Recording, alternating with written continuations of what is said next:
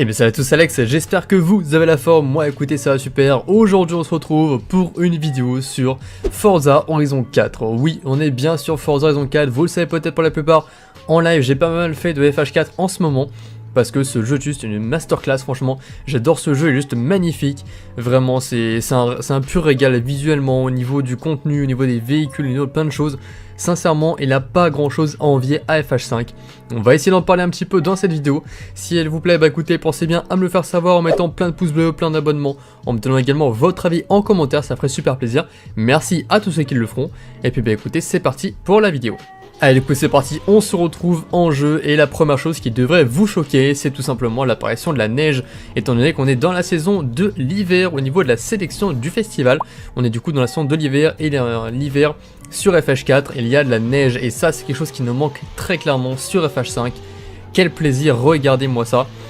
C'est juste magnifique, c'est incroyable franchement, toutes les rivières sont gelées, tous les lacs sont gelés également, on peut se balader dessus etc. C'est vraiment magnifiquement bien fait, il n'y a absolument rien à dire. Également j'ai pas pris le véhicule par hasard, j'ai pris évidemment une Alfa Romeo Forza Edition pour vraiment nous rappeler un peu la nostalgie. Oh là là, mais quelle merveille en plus cette voiture, franchement il n'y a rien à dire, c'est juste magnifique, on se régale, on en prend plein les yeux franchement, c'est que du bonheur sur FH4, franchement il n'y a rien à dire. Sincèrement, graphiquement, si FH4 sortait après le 5, ce ne serait même pas choquant tellement le jeu est plus joli. Sincèrement, mieux optimisé, mieux fait, mieux pensé. Et alors, je commence beaucoup à cracher sur le 5, j'avoue. Bon, cette vidéo est forcément liée au 4, donc je vais un petit peu en parler positivement, c'est normal. Mais sincèrement, le jeu est tellement bien, tellement kiffant, tellement plaisant, tellement complet. Le 5, alors certes, il est à peu près à un tiers de sa durée de vie, donc il y a encore beaucoup de véhicules qui vont sortir, encore normalement beaucoup de contenu également qui va sortir. J'espère qu'ils vont vraiment rattraper le temps perdu pendant les 2 prochaines années, parce que pour l'instant on n'a pas été gâté en termes de contenu. Mais pour l'instant, sincèrement, FH4 est vraiment une masterclass selon moi. N'hésitez pas à vraiment donner votre avis par rapport à ce FH4 pour ceux qui ont pu y jouer. Franchement, c'est juste une dinguerie, je sais qu'en live, il y en a pas mal qui préfèrent largement le 4 ou 5. Donc n'hésitez pas à également donner votre avis en commentaire.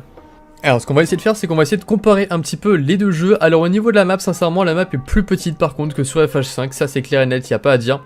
Elle est peut-être un peu moins remplie on va dire, enfin c'est compliqué à dire parce que la map du 5 est quand même très grande, celle-ci est quand même pas mal aussi. Ce qui je dirais qui différencie vraiment tout, c'est que l'espace est bien utilisé entre guillemets. Là on a vraiment des grandes forêts mais qui sont bien distinctes en fait, qui sont vraiment par endroits. Et selon moi, ce qui manque sur FH5, c'est surtout des villes comme ça, des vraies villes, des vrais quartiers, comme on pourrait en croiser vraiment très peu loin de chez nous, entre guillemets, avec des vraies villes. Donc là, on est sur Broadway.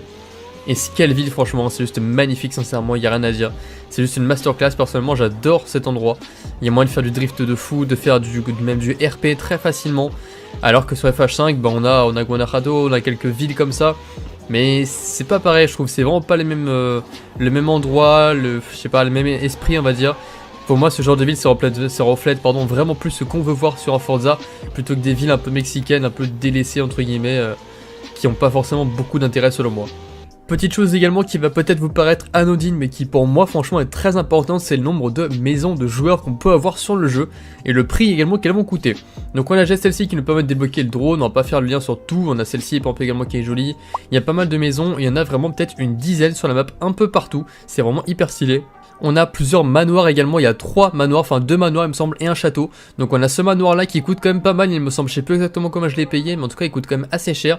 On a du coup le château également de Bangbourg, pardon, qui est un château qui coûte quand même 10 millions de crédits et ce n'est pas le plus cher du jeu parce qu'on a également le château d'Édimbourg, évidemment le fameux qui coûte 15 millions de crédits. Sur FH5 vous le savez peut-être mais le château le plus cher il coûte seulement 5 millions et ça pour moi c'est vraiment décevant parce que ça manque de maisons qui coûtent vraiment cher. D'autant plus qu'on va en reparler un peu plus tard mais quand même FH4 était beaucoup plus dur à prendre en main que FH5. FH5 selon moi c'est le Forza le plus facile, le plus tout public. Ça a été le cas évidemment parce que ils l'ont rajouté au Game Pass par exemple. Ils ont mis un DLC Lego en premier. On voit vraiment qu'il est orienté pour les personnes plus jeunes, pour toucher un maximum de personnes. Et donc également augmenter le nombre de joueurs, hein, c'est tout normal. Hein. Mais ce qui fait que du coup ça en fait un jeu extrêmement facile à prendre en main, extrêmement facile de farmer des crédits. Pour beaucoup on est déjà à plus d'1 milliard farmé, il y en a même qui ont encore 1 milliard de côté, on est en tous les véhicules.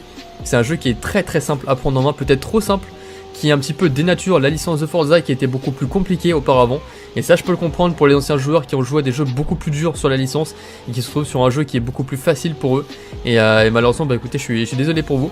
Mais c'est vrai que du coup vu qu'FH5 est beaucoup plus compliqué à prendre en main, pourquoi est-ce qu'on n'a pas des maisons qui coûtent plus cher? Je sais pas, un château à 100 millions par exemple, 200 millions, 300 millions, moi ça me gênerait pas sincèrement d'acheter un château, un manoir, je sais pas, peu importe ce que ça pourrait être.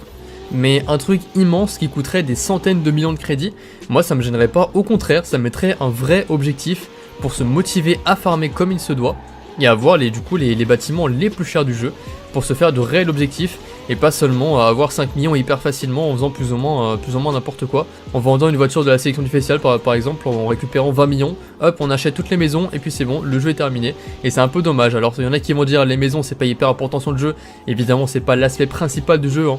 On n'est pas sur les Sims ou sur un truc dans l'immobilière, mais ça fait partie du jeu, ça fait partie des choses qui sont ajoutées, qui sont présentes depuis longtemps et qui sont quand même mine de rien une partie intégrante du jeu.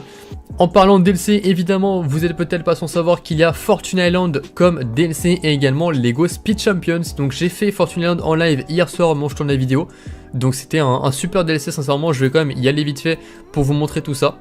Et du coup nous voilà directement arrivés à Fortune Island, le DLC du coup qui était sorti, le premier DLC il me semble qui était sorti sur le jeu. Et regardez-moi cette map avec de la neige, c'est ça qu'on veut sur FH5, bordel, on veut de la neige, on veut pouvoir s'amuser, s'évader, changer un petit peu de climat, avec ce climat de neige, de chaleur, de température, de soleil, on veut changer un petit peu. Changez-nous ça bordel Forza, faites-nous un DLC avec de la neige. Elle en est arrivée sur l'un des points entre guillemets les plus hauts, bon on est encore très loin, je pourrais monter vraiment énormément. Mais après c'est que vraiment des énormes montagnes, regardez-moi ça, même ça fait peur pour faire du franchissement, du tout terrain franchement, avec le petit ram là franchement ce serait une masterclass d'essayer d'escalader tout ça.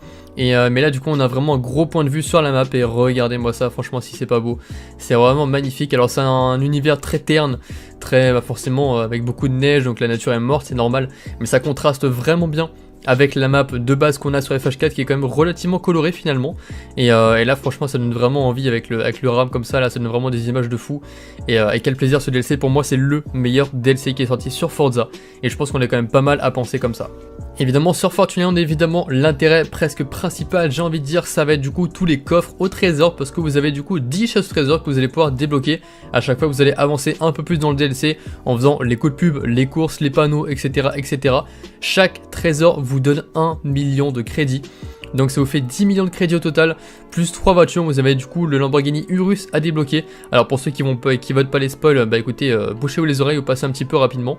Ensuite on a du coup la Koenigsegg CC8S et pour terminer le 10e trésor on a la Lamborghini Aventador J, magnifique véhicule franchement, ça fait super plaisir d'avoir ce genre de récompense.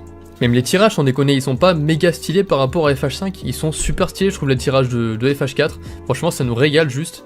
Alors maintenant pour passer au deuxième DLC, malheureusement je pourrais pas vous le présenter parce que je l'ai pas encore commencé tout simplement et j'ai envie de le faire en live avec vous également, donc n'hésitez pas à venir à 21 h quasiment tous les soirs en live sur la chaîne.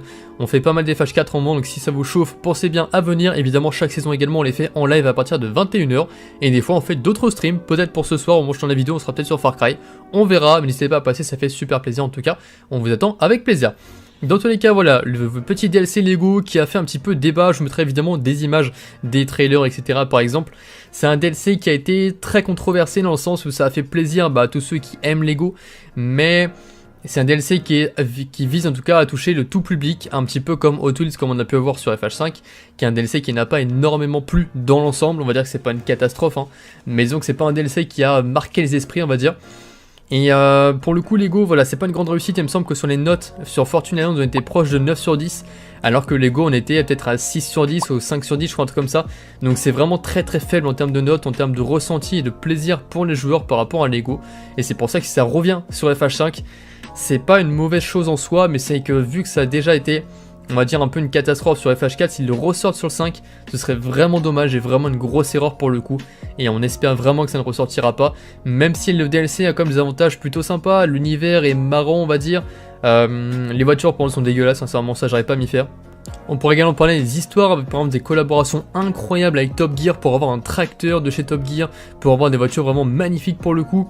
Beaucoup d'histoires, beaucoup d'histoires, avec surtout pas mal de, comment dire, d'épreuves en fait à faire. C'est souvent des prouesses, du drift, des trucs comme ça, beaucoup plus compliqués que sur FH5 et ça fait plutôt plaisir. Et également on pourrait parler évidemment des entreprises qui sont des espèces d'histoires mais sous forme d'entreprise. En gros vous allez acheter une histoire, donc une entreprise, pour à peu près 100 000 crédits et celle-ci va vous rapporter des crédits quand vous allez être déconnecté du jeu. Donc là par exemple je sais qu'en 2-3 jours j'ai fait genre peut-être 15 000 crédits sans rien faire, en ayant simplement fait les étoiles, en ayant acheté l'entreprise 100 000 crédits, et vous savez du coup à peu près 2 semaines vous avez largement remboursé déjà votre entreprise, et du coup c'est 100% du bénéfice après. Pourquoi ne pas avoir repris ce principe là sur FH5? C'est en réalité une masterclass, même avec la Vocho ça aurait pu être possible. Faire une espèce d'entreprise de dépannage comme on a pu conduire le camion de dépannage au début de l'histoire, ça aurait pu être sympa, malheureusement ça n'a pas encore été repris sur le jeu. Également les françaises qui étaient beaucoup plus mises à l'honneur avec des voitures Forza Edition, j'en ai déjà 2 alors que je viens de commencer le jeu. On avait également la 205 T16 il me semble, qui était magnifique en plus de ça, donc moi je vais prendre la petite Clio RS pour terminer. Mais on avait vraiment beaucoup plus de voitures Forza Edition également. Allez, moi ça c'est le petit Clio 3, la magnifique Clio 3 RS, ça fait super plaisir. En tout cas voilà, je vais pas non plus épiloguer trop longtemps, j'espère que la vidéo sera pas trop longue également. Vous avez un petit peu, je pense, compris le principe, mon point de vue également. Le but n'est pas de casser FH5, le but c'est simplement de montrer ce que sont capables de faire Playground Games et ce qu'on attend pour FH5, que ce soit encore mieux. Normalement un jeu doit s'améliorer au fur et à mesure des années, malheureusement c'est pas le cas sur FH5 alors qu'ils avaient annoncé des trucs de fou. Et c'est un peu dommage, j'espère vraiment que ça va s'inverser avec le temps. Moi bah écoutez, je vais pouvoir vous laisser là-dessus, pensez bien à mettre un petit pouce bleu, également à donner vraiment votre avis en commentaire, à me dire ce que vous pensez, ce que vous aimeriez voir sur le jeu, ce qui vous manque également sur FH5 par rapport aux autres Forza. N'hésitez pas à bombarder l'espace commentaire, également à mettre plein de pouces bleus si vous voulez plus de vidéos sur FH5, il faut me le dire, comme ça voilà je serai au courant. Merci vraiment à tous ceux qui le feront, pensez bien à vous abonner, à mettre la petite cloche pour être informé des prochaines vidéos. Moi du coup je vais pouvoir vous laisser là-dessus, vous souhaitez une bonne journée, une bonne soirée, c'est Lex, ciao ciao, prenez soin de vous, à la prochaine.